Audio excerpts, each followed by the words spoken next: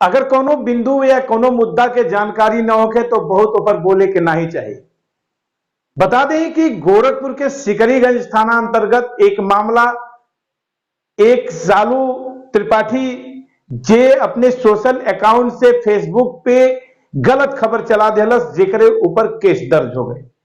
बताओ चले कि भारत और पाकिस्तान के बीच तनातनी चल रहा बा, जौने का युद्धाभ्यास वायुसेना के जहाज करत रहल।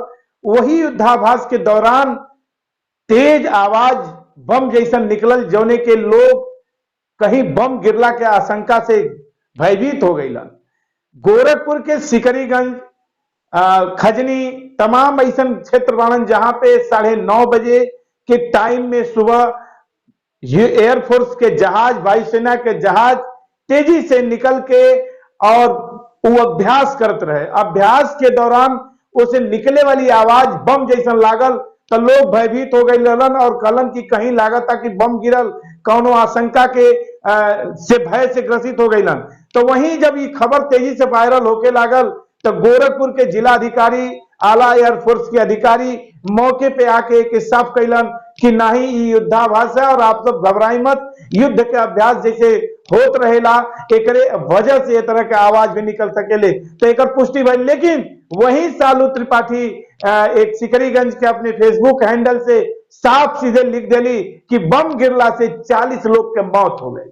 अब 40 लोग के मौत भइल, कहां भइल, ये अफरा तफरी हो गई, अफवाह बड़ी तेजी से वायरल भइल। तो तुरंत एक्शन में साइबर सेल आयल और तुरंत उनके जे यूजर अकाउंट रहली सालू जे फेसबुक के हैंडल करतन, उनके ऊपर तुरंत केस भइल और केस के बाद तुरंत जांच होके लागल।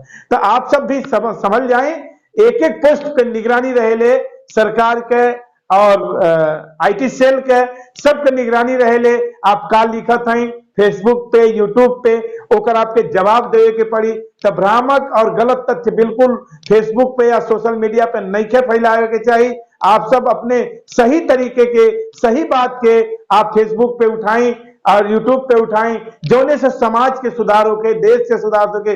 गंदा फालतू बेवाहियात बात से व्यूज के चक्कर में हो गई केस झेली, अब परेशान तो रहबे कर में आप।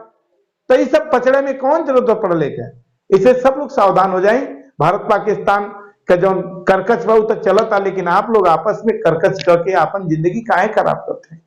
हाल फिलहाल चैनल पर नया हुई तो देखते रहे भोजपुरी न्यूज टाइम, चैनल के फॉलो करी, शेयर करी, देखते रहे भोजपुरी।